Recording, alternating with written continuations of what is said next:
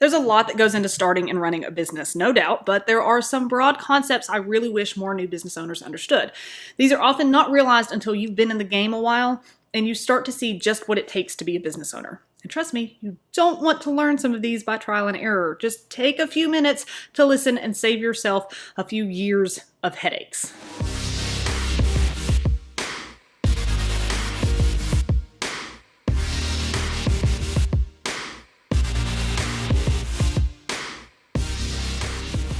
Hey y'all, Savannah Bell here with My Massage World, where I give business advice and strategies for the real world. And today we're diving into the 9 things I wish all new business owners understood. So if you're getting ready to start a massage practice or you're still in those early days and months, listen up. Number 1, long-term results matter way more than short-term successes.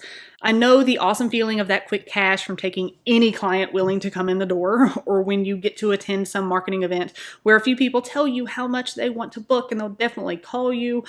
Those things are great, but as a business owner, your mind needs to constantly be on the long term. I'm not saying those things don't matter, because heck yeah, in those early days, those things can keep your bank account and your sanity going.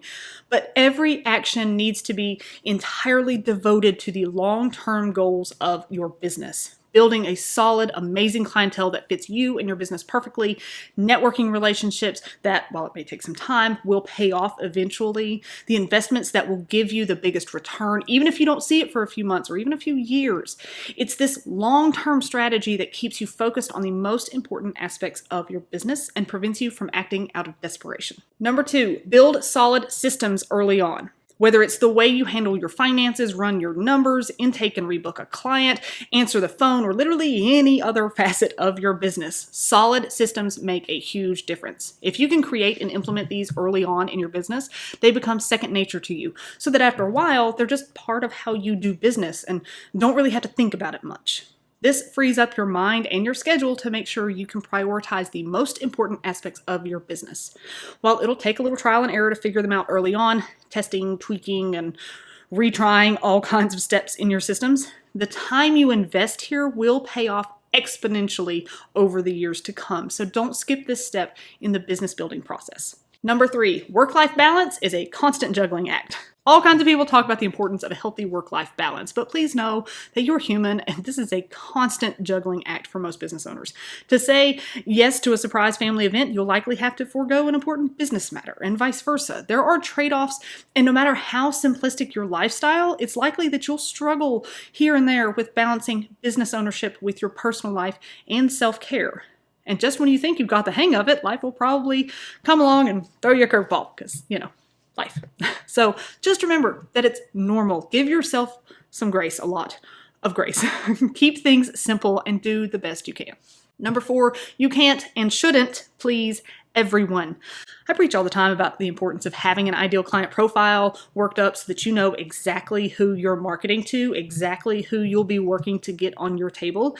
And this is part of that. You cannot and should not try to please everyone. You don't want every client. You don't want to try every marketing opportunity. You cannot be all things to all people. You just can't. Accept it. Find your specific section of the market that you do want and focus entirely on them. Number 5, you get what you pay for. When you invest in your business, whether it's sourcing out your branding visuals, hiring a web designer, or hiring people on, cheaper is not always better. In fact, it's most often not better. I'm not saying you should always go high end by any means. You can find affordably priced services from a variety of amazing professionals, but do the job of making sure you'll really get what you want and need, whether you feel like it's a good deal or costly investment. Number 6, plan, and research some more. Flying by the seat of your pants works in some things. And yes, some people just wing it on their way into the business world. But most often, those early days are pretty dang rough, to say the least. You can skip some of that if you'll just take the time up front to plan your business out. Like the full details of everything. It's not going to be perfect out of the gate. You'll likely change a lot as you go. And there will be some things you do just have to wing it. But there are some core elements to your business that need some serious thought and planning. So plan ahead and do the research to back up those plans to make sure those plans are based in reality instead of some pie in the sky idea that has no basis. Number 7, just start. If you want to be a business owner, you're going to have to get comfortable being uncomfortable. And while yes, plan and research some more, there comes a point where you have to just get off your butt and do the work and just start. Just pull the trigger and go with it.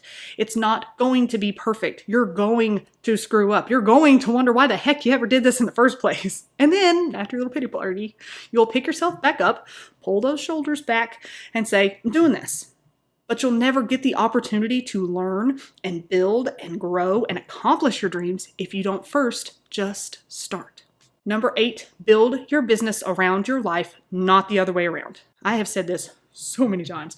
Your business has to be built around your life, not the other way around. The first step in determining what kind of business you want, both in the broad sense and the minute details, is to first decide what you want your life to be like. Plan and design the life you want, the hours you're willing to work, the flexibility you want, the accomplishments you want to achieve, the income you want to have, and everything else. Then design the business that will give you all of that.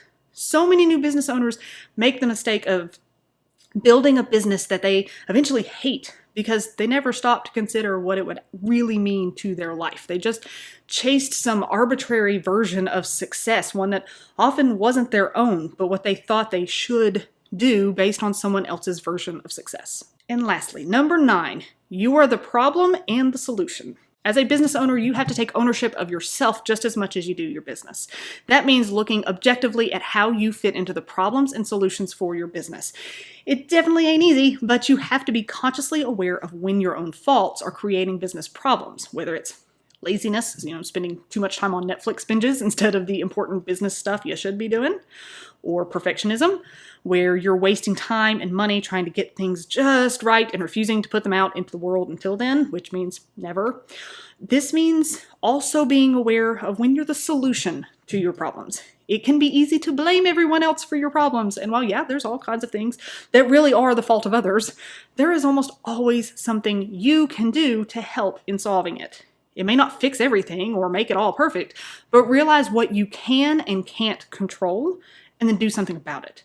The sooner you can be self-reflective enough to understand your role in your success, the sooner you'll take the necessary actions to get you to succeed. While this isn't an exhaustive list at all, Lord knows I could spend days talking about this, these are definitely the big ones for me. So what about you? What would you add to this list? What do you wish new business owners understood better?